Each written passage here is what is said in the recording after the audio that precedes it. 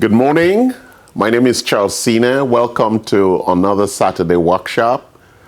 Sorry, I don't have guests today. In the last 2 weeks, we've had some guests. Charles Sine, CEO of Anti-Fragility Health. We are continuing today our series on the journey to longevity. Again, what is longevity? Longevity is the combination of how long you live and how healthy you are for as long as you live. So it includes health span, the length of how long you're healthy, and lifespan. And so ultimately, with longevity, what we're talking about is to live a long and healthy life, to live up to 100, 120, and be sick just for 3 to 6 months and die.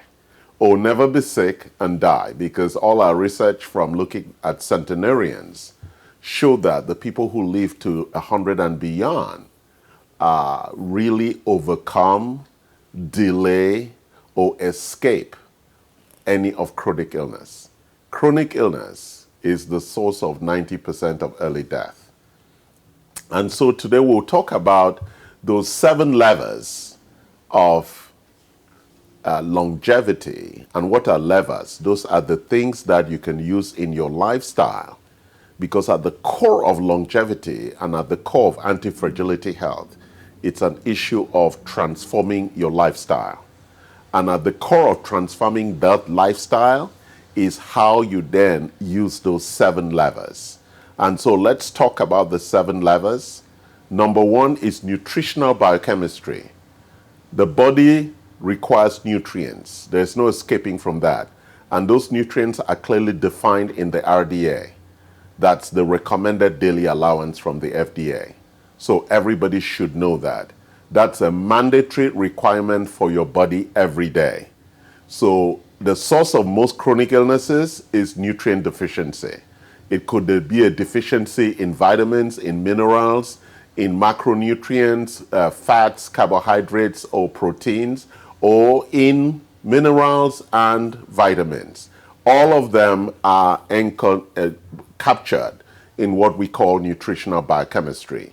The second lever is what we'll be talking about today, is our continuation series on sleep physiology.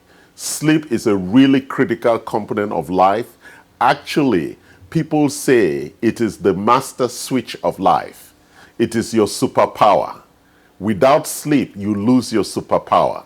It is what makes you really a powerful operating human being, spending 1/3 of your life sleeping properly.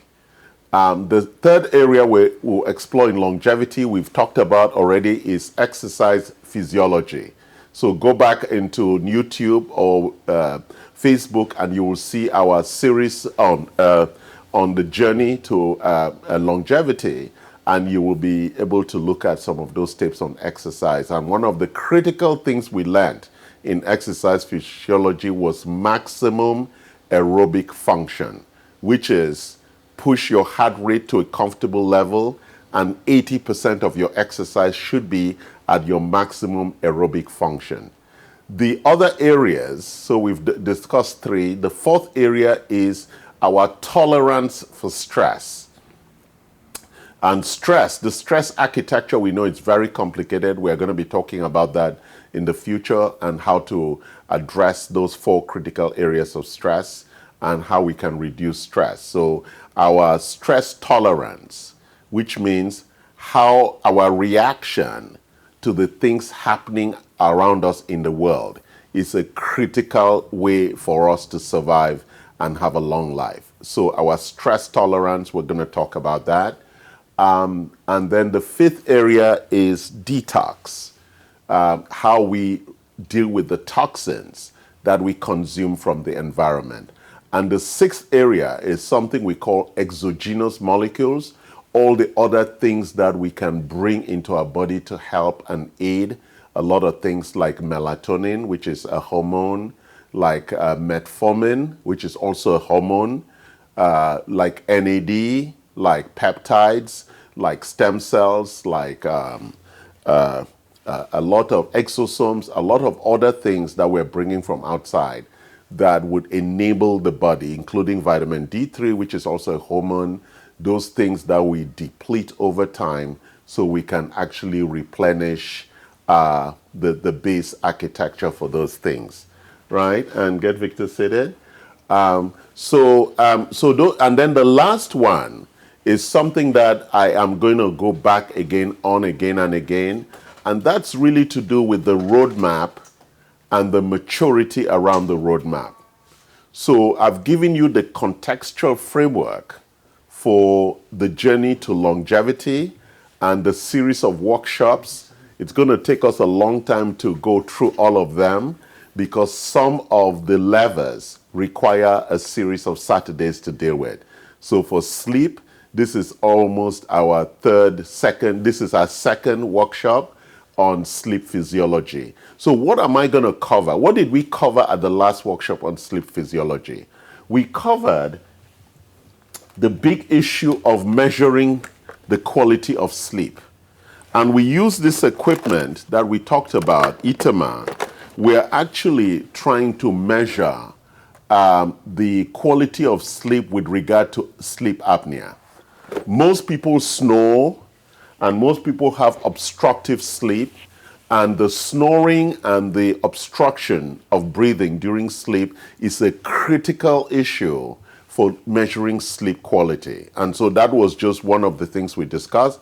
And then we listened to a couple of people. We had guests talk about some of the things they do for sleep. Well, today I wanted to take a step back and look at a couple of areas around sleep and really bring to bear this concept that sleep is our superpower. Sleep is actually more important to the body than food. So sleep is a really critical thing. I'm not saying that if you sleep, you don't have to eat. That's not what I'm saying. I'm saying that when you look at these 7 things, they're all superpower things. They're like superfoods. They're all critical. They're all necessary in structuring an appropriate lifestyle that will deliver longevity. So let's talk about a couple of things about sleep today. Number 1, we must measure sleep. It is really important because when we speak about sleep and the context of sleep, the challenge is that most people's perception is that they get enough sleep. But when we go to measure, we find out that most people don't sleep well. And there are a lot of things in the new world or in our lifestyles today that are creating a lot of issues with regard to sleep. One of the biggest ones is electric light. Our parents in the village did not have electric light, and therefore they used candles and kerosene lamps, which restricted the amount of time they could stay awake. So most people are awake now until late because they have electric light, and most people are going to bed around 11. In the old days, most people went to bed around 8:30, 9 p.m. latest. That is really the ideal time for us to sleep because what it does is that it provides us. In the olden days, most people would go to bed by 8:30.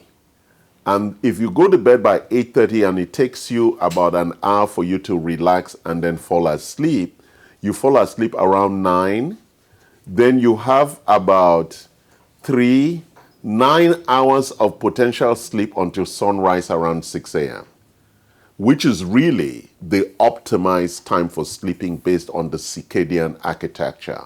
What is the circadian architecture? When the sun goes down, our parasympathetic architecture, our melatonin, and all of the things that drive the parasympathetic nervous system come into being.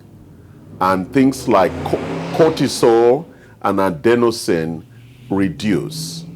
That biochemical environment allows the body to rest and go into a state of repair and reset.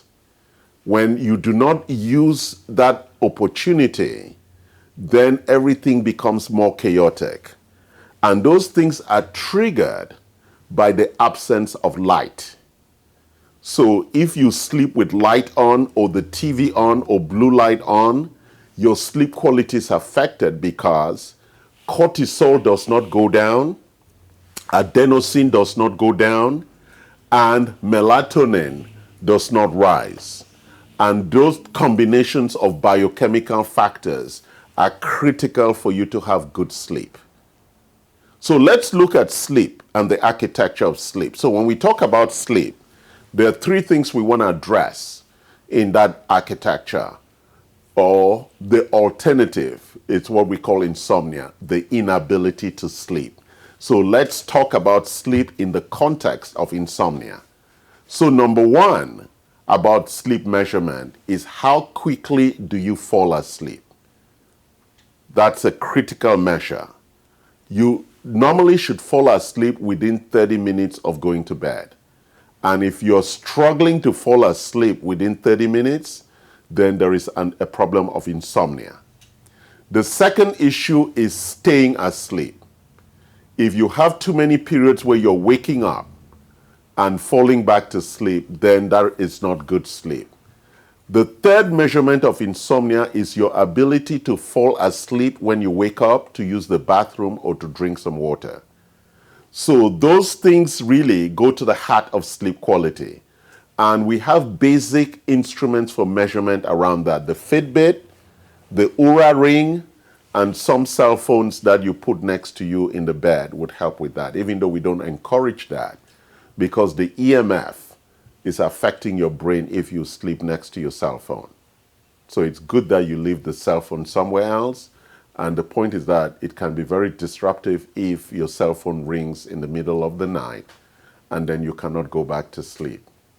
And so you then suffer from sleep deprivation. So let's move into the consequences of persistent or chronic sleep deprivation. The number one issue with sleep deprivation is our underlying metabolism and our heart condition. So the overall metabolism, which is how the body takes sugar out of the bloodstream into the muscle, is impaired. So typically, people who have insomnia suffer from insulin signaling. So they become insensitive. So there is a challenge in the insulin signal and the ability for the body then to take glucose, which is bounded to insulin, into the muscle tissue. A lot of specific issues arise from lack of appropriate and adequate quality sleep. There are big issues around Alzheimer's. There are big issues around heart disease.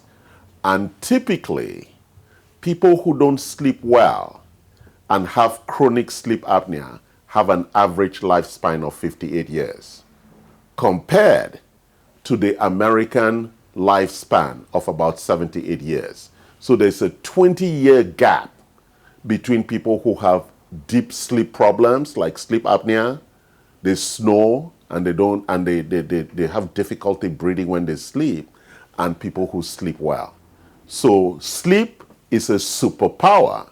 One, in that it keeps you healthy, it allows the body to reset.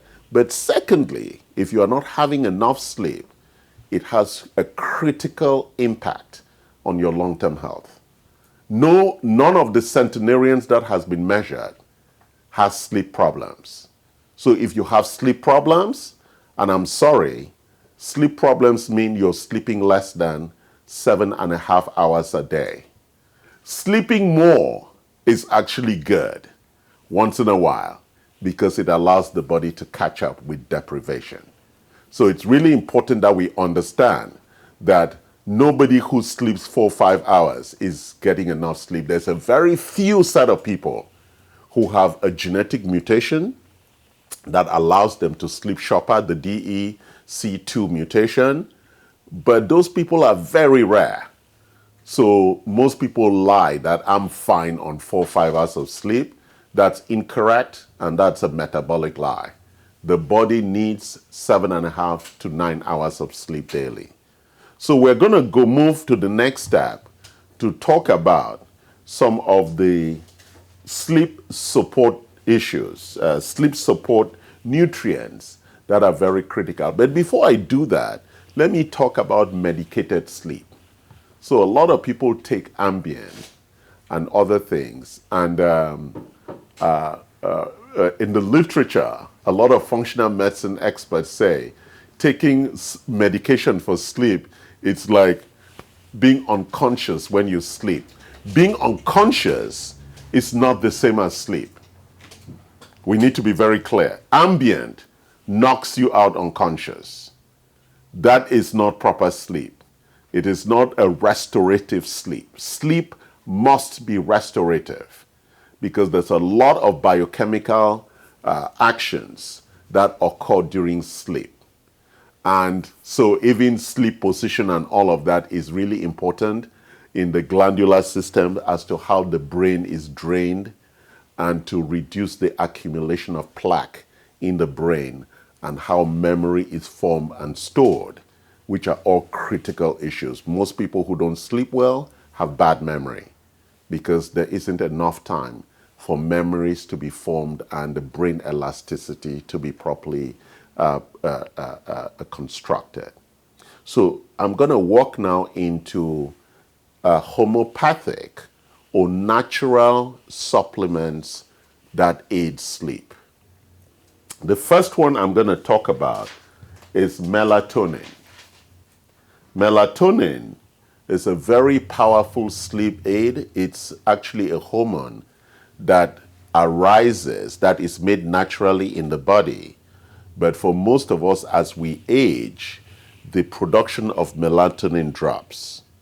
And most people say, well, if I take exogenous, what's the meaning of exogenous? Things coming from outside. If I take exogenous hormones, that may be a problem for me. Well, we want to achieve sleep, and we know that over time, our melatonin levels drop based on a lot of different things. So we supplement with melatonin. And here I have 3 kinds of melatonin. I have the slow release. The slow release melatonin is important for addressing 2 kinds of insomnia. It addresses keeping you asleep and allowing you to fall back asleep when you wake up from sleep. The fast release melatonin addresses the first kind of insomnia, which is to allow you to go to sleep very quickly. So typically, I take both. I take the fast release and the slow release. One to make me fall asleep quickly, and the second one to keep me asleep. So like last night, I went to bed at 9:30. I woke up once to use the bathroom, and the next time I woke up was at 6:30. So I think that I got a very good night's sleep. We also have liquid melatonin for people who prefer the liquid, and that's a 3 milligram. And I'm going to explain how many milligrams I take of melatonin. I take 18 milligrams of the slow release and 2 milligrams of the fast release. So I want to go to sleep and then I want to sustain. How do you achieve how much melatonin you need? It is through experimentation. I started with 3 milligrams. Then I went to 6 milligrams. Then I went to 12 milligrams. And so I've been looking because I want to look at the quality of sleep, but also how I feel when I wake up in the morning. Because that restorative sleep gives us a feeling of real deep restfulness and calmness that good sleep should give us. Then we are less irritable, we are less tired, we don't feel sleepy, our brains are optimized, and those are very important things. So enough on melatonin. We have the liposomal melatonin. We have the liquid. And what is the difference? The liquid goes through the normal digestive absorption process. The liposomal goes directly into our bloodstream. So some people prefer the liposomal. We have some samples of that, or we take the capsules. One of the reasons why people will not fall asleep is because cortisol does not come down enough. I spoke about those three hormones: adenosine, cortisol always coming down, and melatonin rising, right? So as adenosine and cortisol are coming down, melatonin should be rising. So we supplement with melatonin, but how then do we suppress cortisol and adenosine so melatonin could be in full action? So we have a supplement called New Adapt, which is a stress reduction formula, and its objective is to bring down cortisol. So a lot of people are stressed and wired. They cannot relax. And so New Adapt is very, very important for them. Also, we have Myosedate, which is a muscle relaxation, very important to relax, and that's the reason we also use magnesium or the Neuromag. Some people, so we have two kinds of magnesium. I tend to use the magnesium malate, but there are some people who require the neuromagnesium, which is the one that also calms the brain, because some people, their thoughts keep flying and they cannot sleep. And magnesium, most Americans are short of magnesium. So you would, in testing how you sleep and the quality of your sleep and the outcomes, you have a combination of things here to play with and to find that optimal sleep outcome for you. So it's really important that it looks like a lot, but you know, the biochemistry of the body is and everybody requires different proportions of these different hormones that are required for sleep. Okay, can you open the front door? Somebody's here to see me. So we're going to close now by trying to summarize the sleep architecture challenges. And I wanted Victor to join me. Come on, Victor. Victor is a student of the science, right, Victor? So Victor Ochal is been our customer for a long time. Victor is a veteran of the big wars. Victor, so how is the quality of your sleep? Actually, after listening to this, it's not as good as it should be. I do take melatonin, I have for years, because it's a hormone. Yes. And the hormones need to be monitored. Yes, Yeah. exactly. So, but what do you mean by listening to me, you don't think your sleep is as good as it should be? Well, I could fall asleep, but I get up to urinate at How many nighttime. times? One or two times? A couple of times. All right, that's okay. At our age, I do. Yeah. Sometimes mine is one, sometimes it's two. But when you go back to bed, do you have challenge falling asleep immediately? At this time, I do. Okay. Yeah. So, and that is what you use the slow release melatonin for. And that's why I take the quick and the slow release. So that's going to help put you back to sleep quickly. And if you have too many things running in your head, that's when you take the Neuromag, because you start designing things, right? Is that what's going? You're creating new worlds? That's it. There's a lot going on. Exactly. Especially now with the COVID, it's just a different normal. Exactly. It's what they're calling the new normal. Yeah. Yeah, thank you, Victor. I hope you were not embarrassed by that sudden call to join us. So I wanted to just bring a perspective of a customer who's been listening.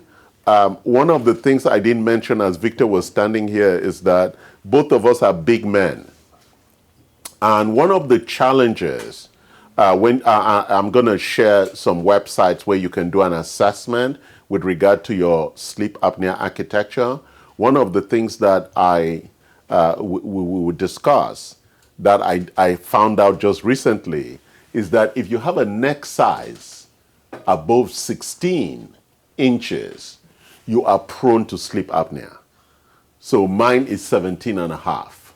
I don't know how much is Victor's, but neck size makes us prone. The other thing is if you have a BMI of above 35, you're prone to that. So there's a lot, and if you're male, mostly men than women. Also, if you have high blood pressure. So there are a couple of clinical measurements that make us prone to sleep apnea. And sleep apnea is the cause of a lot of sudden death.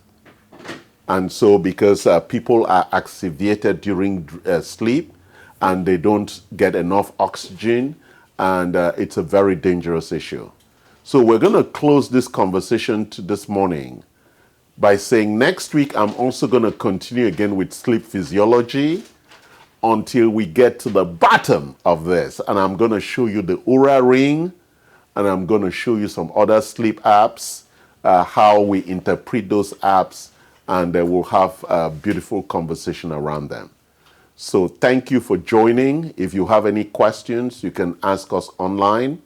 Like us, love us, make comments, share the content, and we hope that things will work out. My daughter, who had an accident, is in hospital, was asking for some melatonin yesterday, and I sent some to her so that she can have a nice rest in spite of the pain she's going through with her surgeries.